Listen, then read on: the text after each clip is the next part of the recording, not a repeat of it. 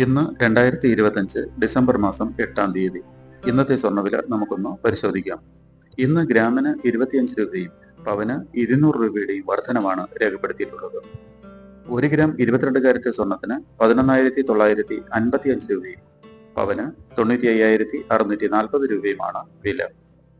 1 gram 24 carrot സ്വർണത്തിന് 13,042 രൂപയും പവന് 1,04,336 രൂപയുമാണ് വില.